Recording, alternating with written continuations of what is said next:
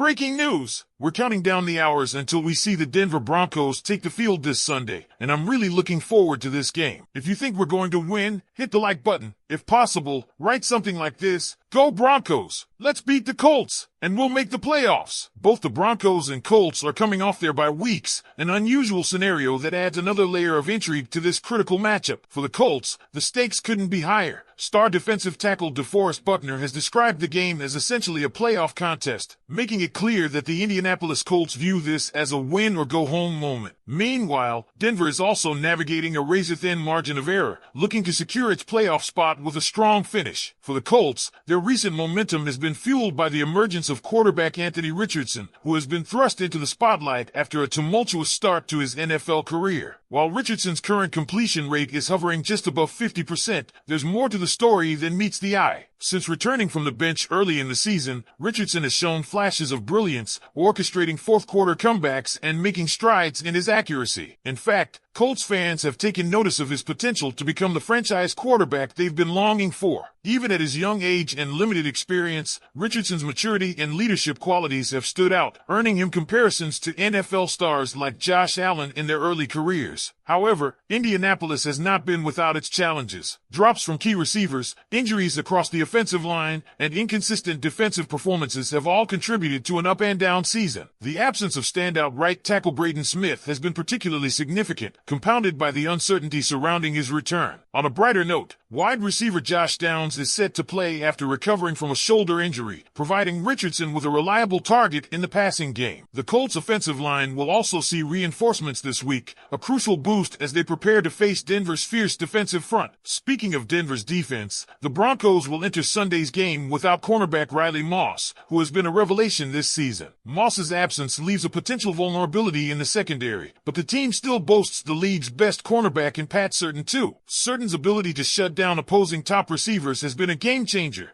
and he'll likely be tasked with neutralizing Downs or another Colts playmaker. The Colts defensive unit, once a reliable force, has faced uncharacteristic struggles this year, particularly in stopping the run. Indianapolis gave up an astonishing 475 rushing yards in their first two games, a glaring issue that has yet to be fully resolved. Meanwhile, the Broncos have been on an offensive tear, scoring over 30 points at home in their last 4 games, a streak they hope to continue in this must-win situation. The conversation around Shane Steichen, Indianapolis's head coach, adds another compelling dimension to the narrative. Steichen, relatively new to the national spotlight, has built a reputation for his ability to develop young quarterbacks, with previous stints working alongside Justin Herbert and Jalen Hurts. His work with Richardson has been scrutinized and praised in equal measure, particularly after making mid-season adjustments to play to the quarterback's strengths. Since Richardson's return, the offense has seen a noticeable improvement, with more designed quarterback runs and a shift away from forcing him into a purely pocket-passing role. On the Broncos' side, comparisons to their past quarterback situation have surfaced, with some likening Richardson's style to Tim Tebow's, particularly in the way he rallies his team in critical moments. But while Tebow's tenure in Denver ultimately led to Peyton Manning's arrival, Colts fans are hopeful Richardson's growth under Steichen will solidify his role as their long-term solution at quarterback. Sunday's game isn't just about strategy or talent. It's about resilience, stakes, and which team can rise to the occasion. With playoff implications on the line for both squads, every play will carry weight, and the intensity on the field will reflect the high stakes. So, Broncos country, what's your take on this matchup? Is Richardson poised to upset Denver's playoff aspirations, or will the Broncos' hot streak at home prove too much for the Colts to handle? Let us know your predictions for this high-stakes battle in the comments below. Stay tuned for part 2, where we dive even deeper into the key matchups and what to expect when these two teams clash. As we dig further into this matchup, let's focus on the specific battles that will likely determine the outcome. The Broncos' offense has been clicking lately, with a resurgent run game leading the charge. Javonte Williams and the running back committee have been instrumental in controlling the clock and setting the pace. This has been critical to Denver's success, especially at home, where they've put up over 30 points in 4 straight games, a feat not seen in years. For the Colts, this presents a nightmare scenario, as their run defense has been among the league's worst this season. Giving up 475 rushing yards in the first 2 weeks alone set the tone for what has been a tumultuous year for Gus Bradley's defensive unit. If Indianapolis can't find a way to plug those gaps, Denver's ground game could dominate the day. But it's not just about the run game. Russell Wilson has quietly put together one of his most efficient seasons in recent years, combining his ability to make plays outside the pocket with newfound poise under pressure. His chemistry with receivers like Cortland Sutton and Jerry Jeudy has been crucial, especially in high-pressure situations. Sutton, in particular, has been the go-to target in clutch moments, hauling in several game-winning touchdowns this season. On the flip side, the Colts secondary will have its hands full. While they've shown flashes of brilliance, inconsistency has been their Achilles heel. A healthy Kenny Moore, too, could play a pivotal role in containing Denver's aerial attack, but even he will need help from the pass rush to disrupt Wilson's rhythm. On the other side of the ball, the spotlight remains firmly on Anthony Richardson. While his overall completion percentage still leaves much to be desired, his ability to create plays with his legs and his knack for fourth-quarter heroics have kept the Colts in games they had no business winning. However, Denver's defense will be one of the toughest tests Richardson has faced since returning to the starting role. The Broncos boast one of the league's most opportunistic units, led by the ball-hawking instincts of Justin Simmons in the secondary and the relentless pass rush of players like Zach Allen. If the Colts' offensive line, already banged up, can't protect Richardson, it could be a long day for the young quarterback. Then there's the coaching chess match. Sean Payton has transformed the Broncos into a disciplined and opportunistic team, a far cry from their early season struggles. His ability to adjust in-game and exploit mismatches has been evident throughout their recent winning streak. On the other sideline, Shane Steichen has shown similar adaptability, especially in his handling of Richardson's development. Both coaches have everything to gain and lose in this game, and their decisions on Sunday could be the difference between victory and defeat. The Colts offense will also be looking to get creative with their playmakers. Josh Downs, coming back from a shoulder injury, could be the X factor. His ability to create separation and serve as a reliable target for Richardson will be key, especially if Denver's Pat Surtain